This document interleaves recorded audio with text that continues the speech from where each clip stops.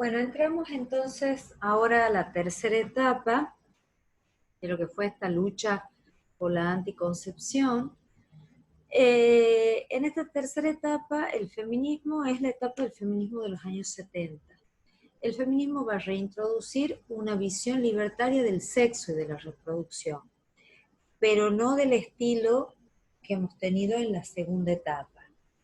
¿Por qué? Porque este feminismo va a desmitificar el sexo y las relaciones sexuales, y la romantización que hubo acerca de esto en la etapa anterior. Y acuérdense que en la etapa anterior lo que se sostenía es que la liberación sexual iba a terminar también con la subordinación de las mujeres, ¿no?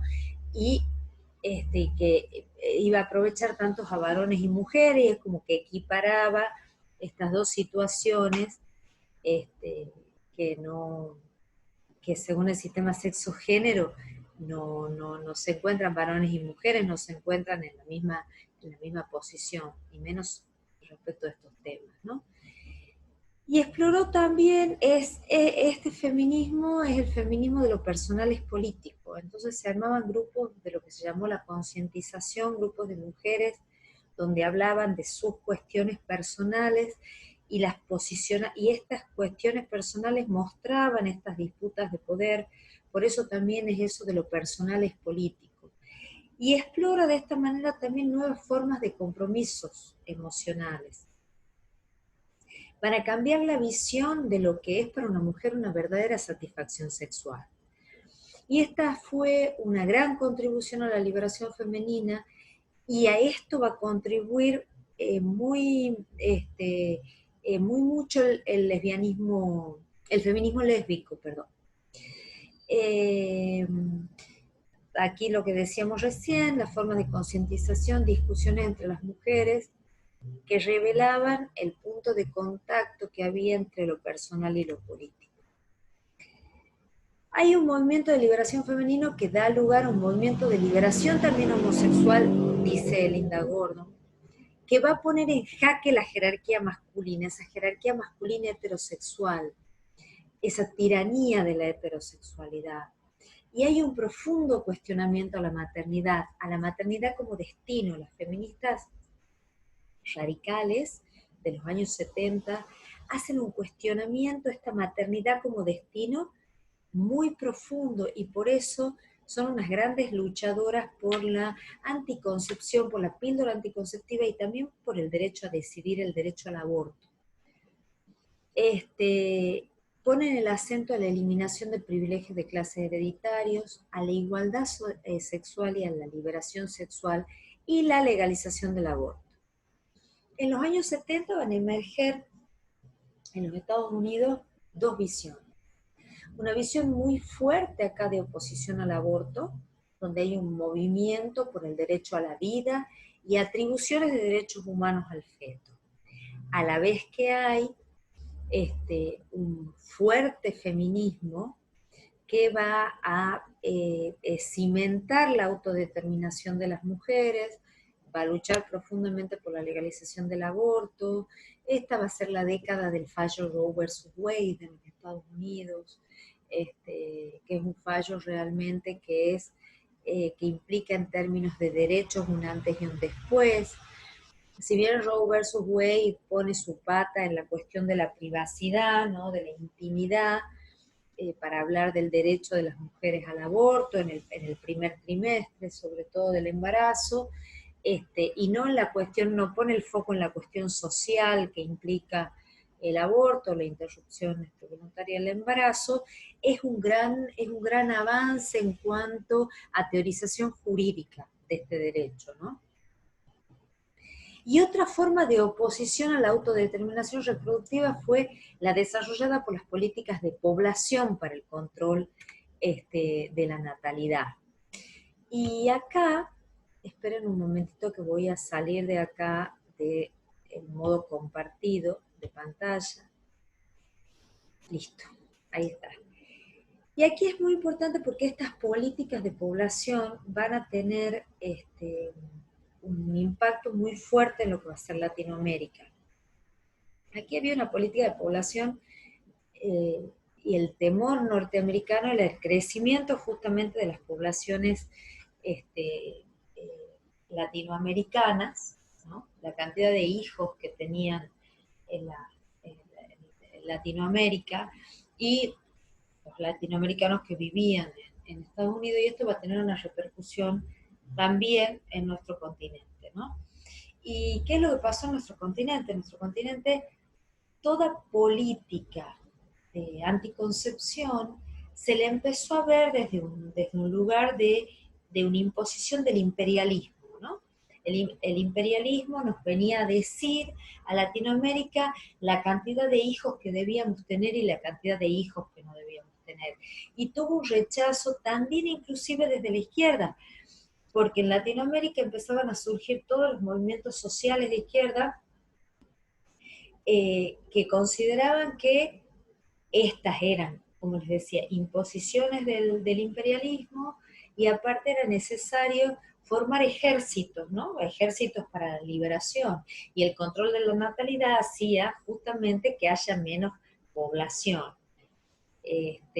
Inclusive había periódicos de izquierda acá en la Argentina, de izquierda vinculados con el catolicismo también, la izquierda, el catolicismo desde la izquierda, esos curas también estaban en contra del control de la natalidad por esta cuestión. Es decir, no se lo veía todavía como una cuestión de derechos de las mujeres a la cuestión de la anticoncepción, ni qué decirles lo referido a la sexualidad, ¿no?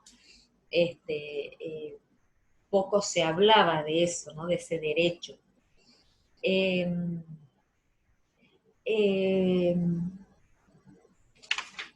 Me parece interesante decirles que en el año 1968, en la encíclica Humanae Vitae sobre la temática, el Papa va a asumir la posición conservadora de la minoría que fue en contra de la píldora anticonceptiva, ¿no? Porque se discutió también a nivel eclesiástico el tema de la píldora anticonceptiva.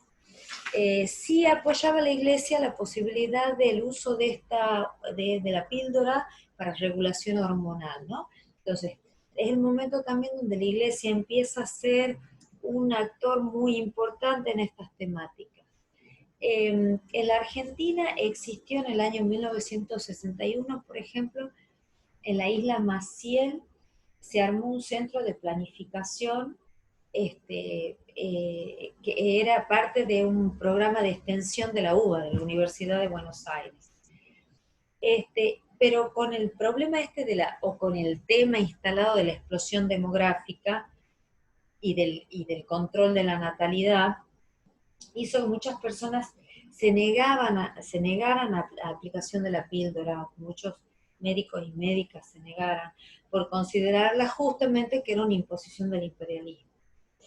Y en un principio la píldora la empiezan a consumir las mujeres casadas, ¿no?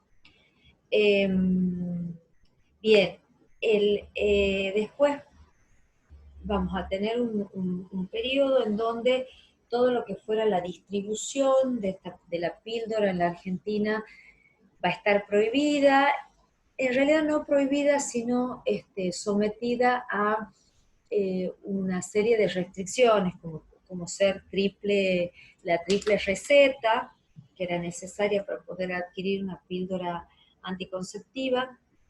De todas maneras, Dora Barrancos hace una observación acá porque dice que en realidad este decreto del año 1974 no se aplicó del todo, no hay registros de que realmente haya habido como un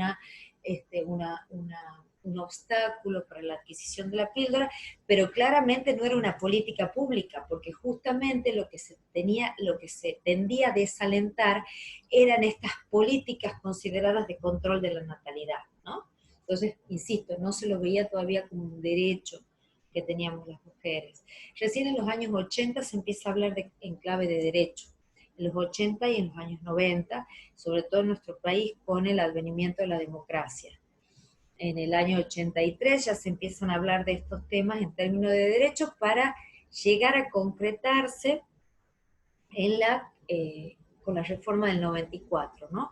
La reforma del 94, la incorporación de una serie de instrumentos de derechos humanos, hacen que se empiece a hablar de esto en términos de derechos.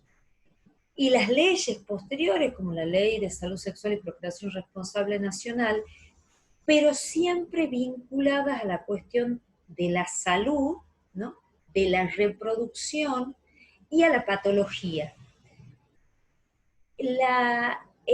Empezaron a hablar de este tema ya desde el lugar de lo sexual, porque es salud sexual y salud reproductiva, pero desde la sexualidad y del placer, los grupos que tienen que ver con la diversidad.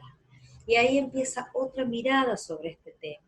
La conferencia de Beijing fue fundamental también para hablar de derechos reproductivos, sobre todo, con mucho resquemor respecto de los derechos sexuales, pero nuestro país tuvo un avance legislativo muy grande a partir de la reforma del 94 respecto a este tema, que costó también mucho trabajo y tiene que ver con el movimiento de mujeres y el movimiento feminista, que esto se lograra, y tenemos hoy en día toda una serie de normativas referidas a la cuestión.